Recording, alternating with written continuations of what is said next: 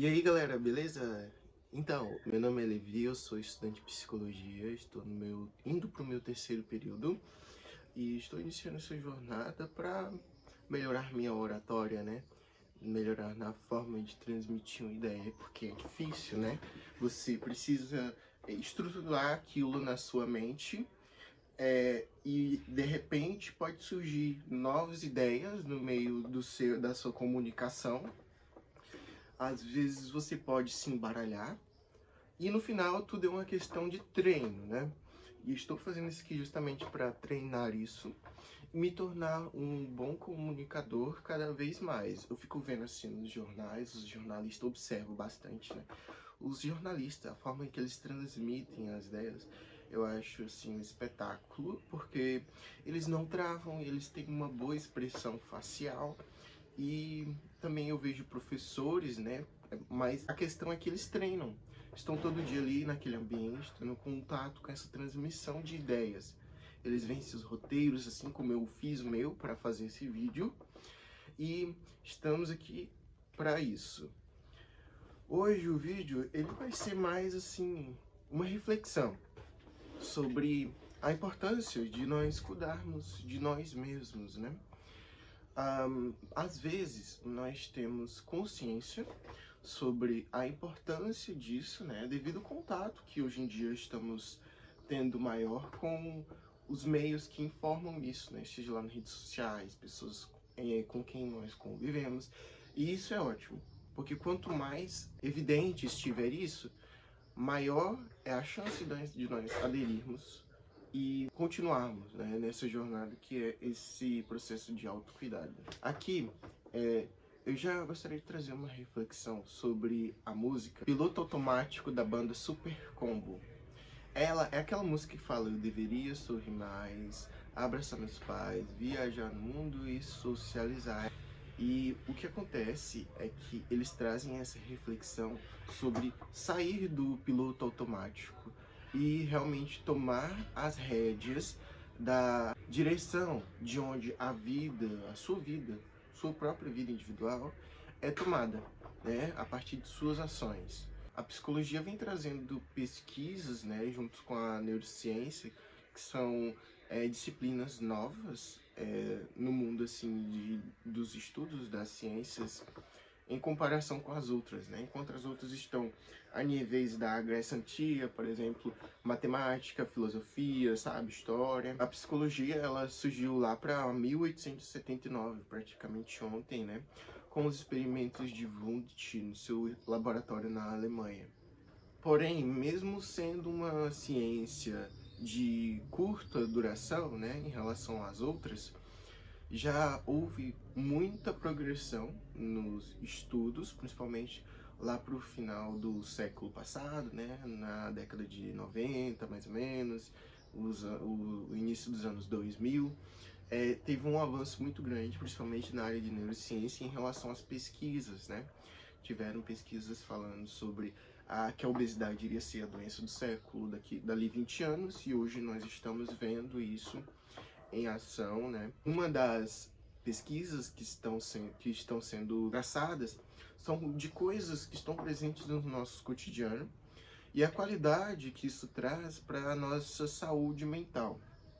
Eles têm pesquisado bastante em relação, por exemplo, ao café. Um artigo publicado pelo Medical News Today, eles trouxeram como o café interfere no nosso organismo, fazendo uma pesquisa sobre um amontoado de questões que aconteceram com as pessoas a níveis microscópicos no organismo delas. O que acontece é que, devido ao café ter seu tempo de duração no organismo de 6 a 7 horas, né, variando bastante de organismo para organismo, porque não são todos que reagem de forma igual a substâncias que são possíveis ingerirmos, e enquanto ele estiver no organismo, ele interfere no sistema nervoso nosso, promovendo, por exemplo, estados de atenção maior, né? Uma disposição energética maior, porque a cafeína em si, ela tem a sua molécula, e ela meio que liga nos receptores dos neurônios, impedindo a adesão da adenosina monofosfato, porque conforme o ATP, que é a adenosina trifosfato, vai se degradando, ele vira difosfato e, por último, monofosfato em seguida. Conforme ocorre o impedimento dessa adesão em seu estado de monofosfato no neurônio, impede a sinalização para ocorrer todo o processo de cascata que leva o corpo a se desligar cada vez mais, né?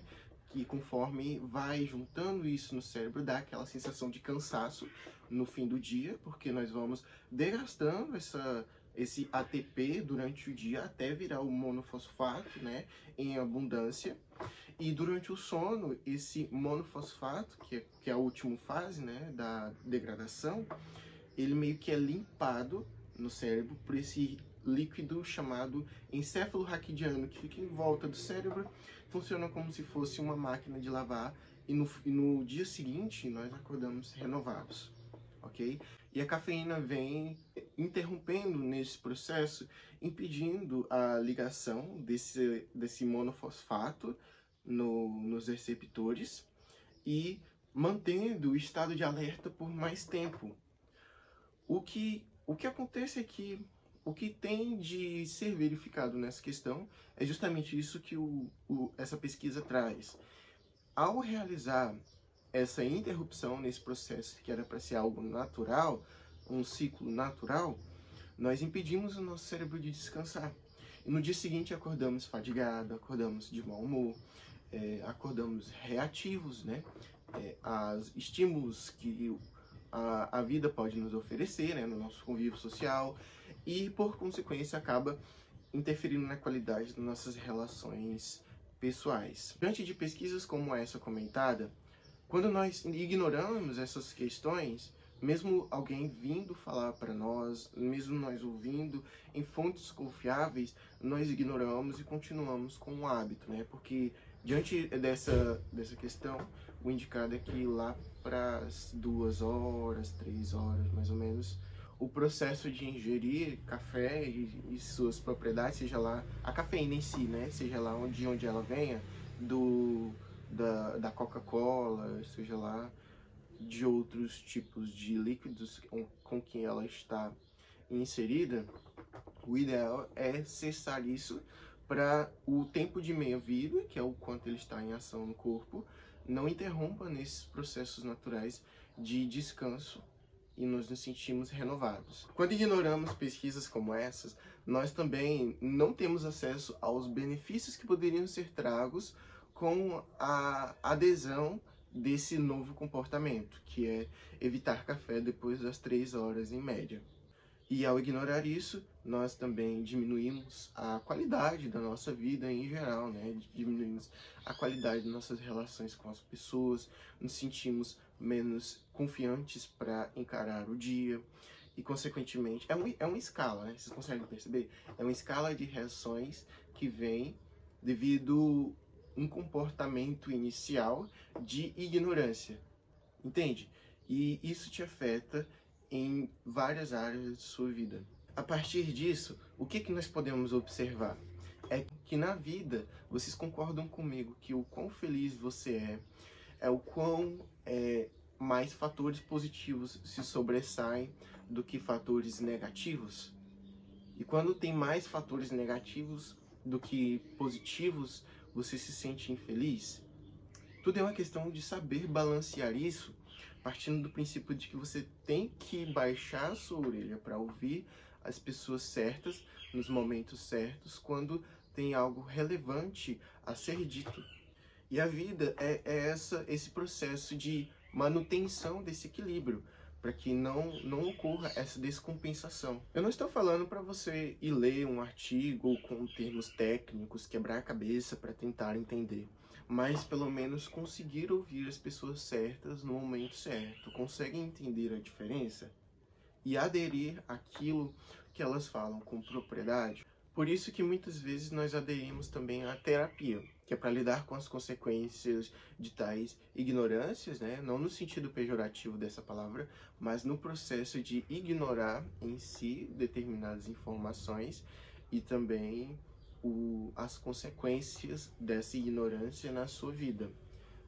Na terapia seria esse processo de ressignificar determinadas coisas, de analisar também coisas que talvez você não sabia que te prejudicava tanto, né? Porque nossa vida é meio que vive em torno daquilo e, consequentemente, nós não conseguimos observar, não tendo um parâmetro, né? Do que é o ideal, do que não é o ideal.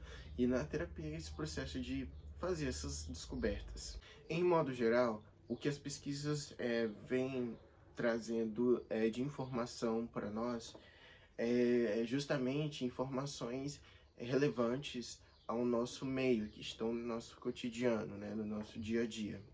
Agora, se você for um profissional que não esteja se atualizando dessas questões, ele provavelmente será uma consulta não tão produtiva, você deve sair frustrado de lá, mas isso não é motivo para desespero.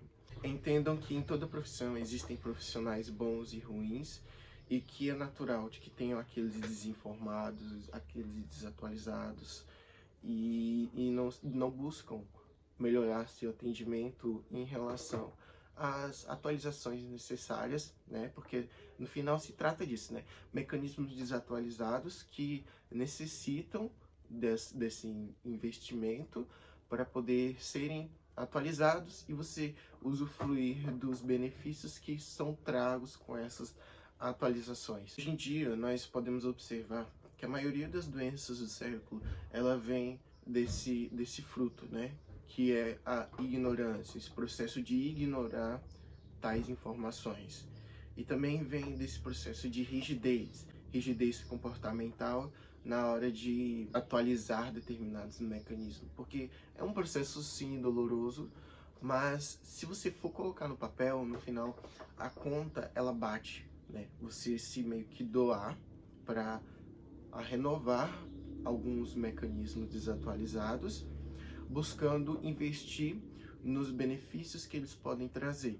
Por exemplo, uma das doenças dos séculos é a ansiedade, que está envolvida na superativação de sua amígdala em momentos inadequados, né? Seja lá em pensamentos, situações que não tem nada de perigoso, mas você consegue identificar perigo ali.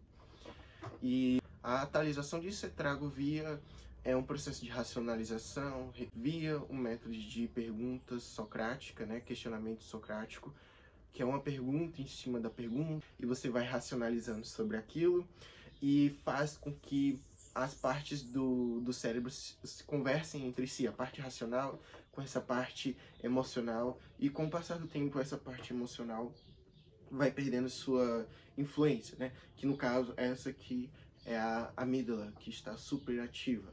E essa parte racional se trata do seu córtex pré-frontal. Essa parte aqui atrás da sua testa, do seu cérebro, e elas têm essa capacidade de conversar entre si. Conforme você for atualizando os mecanismos, vai dando sentido para os seus comportamentos, você vai se sentindo mais motivado naturalmente para exercer eles à procura dos benefícios que eles podem trazer consigo, né? Os benefícios também são importantes em evidenciar para aumentar a motivação via dopamina, mas enfim, o que eu gostaria de dizer basicamente é isso, né? A importância da gente deixar dessa ignorância e também conseguir atualizar mecanismos que estão disfuncionais devido aos prejuízos que eles trazem consigo, para cada vez uma qualidade de vida melhor e fugir dos perigos que são determinados estilos de vida, ok? No mais é isso, obrigado por assistir até aqui, caso tenha publicado esse vídeo. E dá um like aí, me segue lá nas redes sociais, que estou nesse processo de construção de conteúdo por lá. Se você quiser acompanhar, será bem-vindo. A gente pode ir trocando ideia, né? Eu abro bastante essa caixinha de perguntas lá no Stories. E por enquanto é isso. Até mais. Eu buguei.